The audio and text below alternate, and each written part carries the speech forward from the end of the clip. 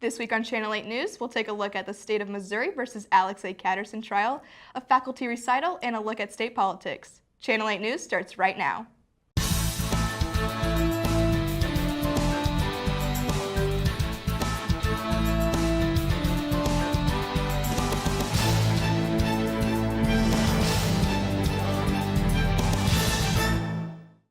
Thanks for tuning in to Channel 8 News. I'm Whitney Ice. And I'm Madeline Mosbauer. Northwest is grieving the loss of a student this week. Lone Young, a junior psychology major from Lee Summit, Missouri, died unexpectedly Saturday morning at SSM Health St. Francis Hospital. Lone was a resident assistant on the second floor of Dietrich Hall and was involved in Sigma Society. Students needing counseling assistance should contact Wellness Services at 660-562-1348 or contact University Police at 660-562-1254 outside of regular business hours. This week, Channel 8 News collaborated with Northwest Missourian to bring updates on the state of Missouri versus Alex A Catterson Trial. We're going to throw it to the Missourian Editor-in-Chief, Darcy Diakovich, with an update on the verdict. It is February 16th, the final day of the state of Missouri versus Alex A Catterson trial. Today we heard final arguments from prosecuting attorney Robert Rice and defense attorney Samuel Scroggie. The jury deliberated for 2.5 hours and found Catterson guilty under Missouri Instruction Number 5, which includes driving while intoxicated and negligent actions. Catterson will be sentenced on April 19th, and his bond has been raised to $150,000, and he has been taken into custody. This has been Darcy Diakovich with Northwest Student Media. Don't forget to check out the Missourian for further coverage. Thanks, Darcy. We'll have an update on April 19th with the sentencing. A Northwest student lost a family member in the Illinois shooting last week. Clayton Parks was a human resource manager at Henry Pratt Company in Aurora, Illinois. Parks was in a meeting when the gunman Gary Martin opened fire and killing 5 employees and wounding 5 officers. Martin was killed by officers at the scene. When we come back, we'll take a look at state politics. Don't go away.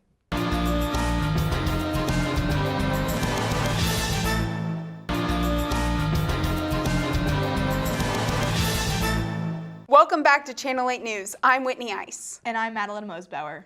Hallie Cornelius was able to sit down with our local correspondent in Jefferson City to talk about what's happening in state politics. Hallie? Welcome to What's Happening in State Politics. I'm Hallie Cornelius.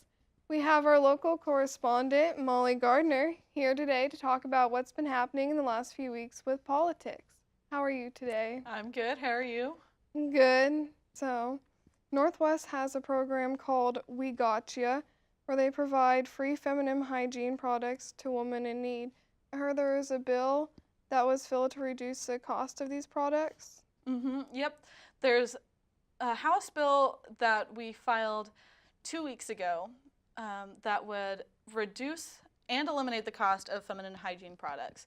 Right now, we're looking at reducing it for the time being because feminine hygiene products are taxed at a 4.25%, so it's a little much. It's a lot for a woman to have to pay that, and they're also not covered by any financial programs such as WIC or SNAP. So a lot of women have to pay for it out of pocket, and it can get really expensive.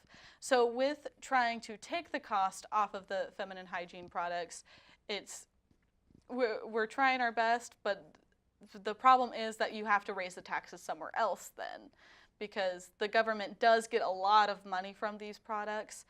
So it's also, if the government loses money, but women are gaining money, they're not spending as much money on the taxes. So it's kind of a checks and balances system that's trying to work out, and I'm glad Northwest has that option where they're letting women have free feminine hygiene products because it can get expensive, especially for college students. What is the feminine hygiene tax in other states?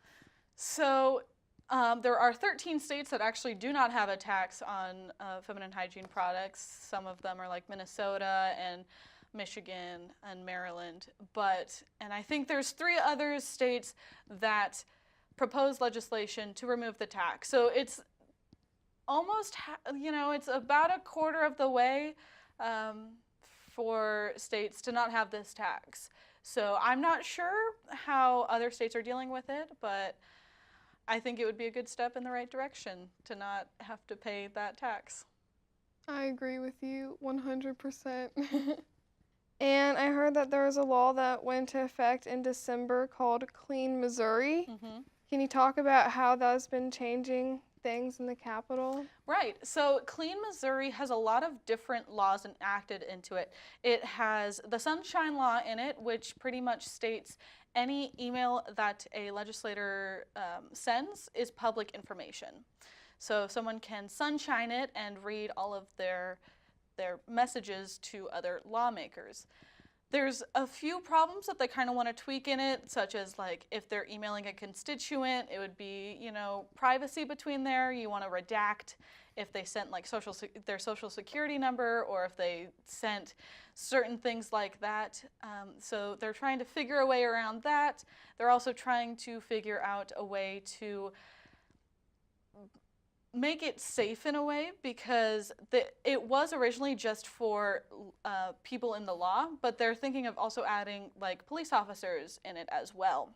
The big thing there is that we also wanted to add an amendment where it includes like self-destructing messages, so that those can be sunshined as well. For instance, like in Snapchat or whatever, if you text somebody, that can delete itself within 24 hours or stuff like that. And so they want to be able that nothing sketchy is going on there.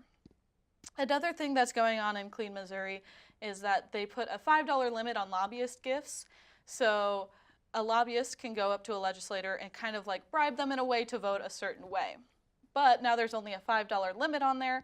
So there's been a lot of just like toothpaste that people are handing out, and donuts, a lot of donuts. It's kind of a learning factor in a way, because we were talking about this the other day, that some lobbyists are getting married and they can't give wedding gifts to other lobbyists. So it's like within a $5 limit. So it's a little bit interesting there. Well, thank you for joining us this week, Molly. We look forward to hearing more about the politics in a couple weeks. I'm Hallie Cornelius. Back to you, Madeline and Whitney, in the studio. Thanks, Hallie. It's great to know what's happening in our state politics. Yeah, it really is. When we come back, we'll take a look at some more recent news and events. Don't go away.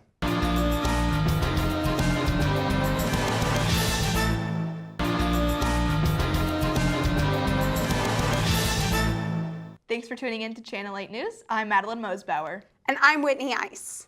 Trevor Nicholas was able to attend faculty recital of France and Japan. Trevor? On Wednesday, February 13th, students were able to attend a faculty-led music recital. The recital, performed by Dr. Choi and Mr. Tommaso, was composed of works relating to music of France and Japan.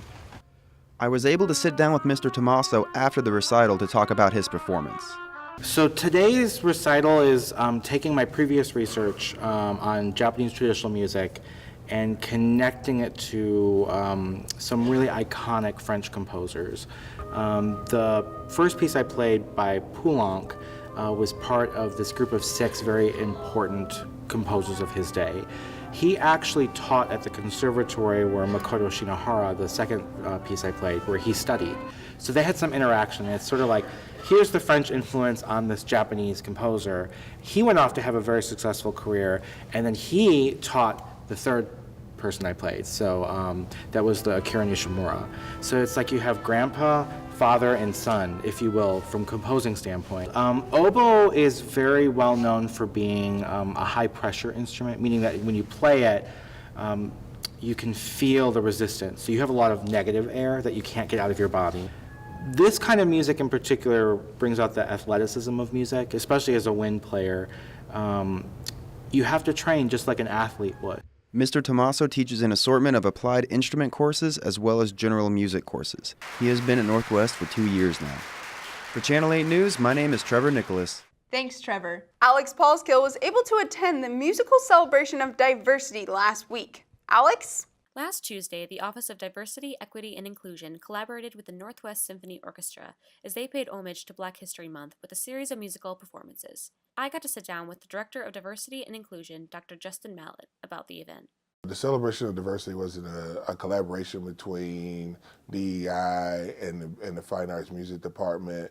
We wanted to take Black History Month and we wanted to cross into the area of our music and our fine arts department. It was a group effort working with Dr. Pippin over in the music department to be able to purchase the music and then to be able to have a reception afterwards. Richmond Punch was the keynote, the main person there.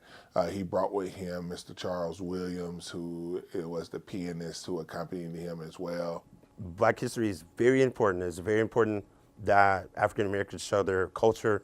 They contribute to not only this month, but year-round, have contributed to so many things, and the arts in particular, including the violin, which I play, the symphonies, the jazz, R&B, gospel, such a huge thing. And it's so great to be here in Maryville and be able to share. I really hope everyone will be inspired, I want them to be joyous, so that every day I want them to think about music.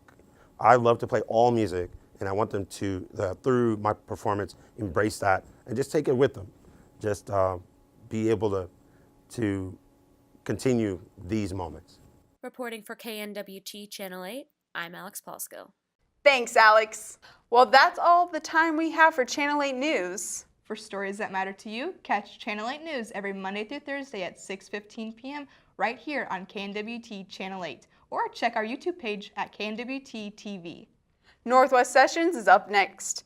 From all of us here at Channel 8 News, I'm Whitney Ice. And I'm Madeline Mosbauer. Have a great night.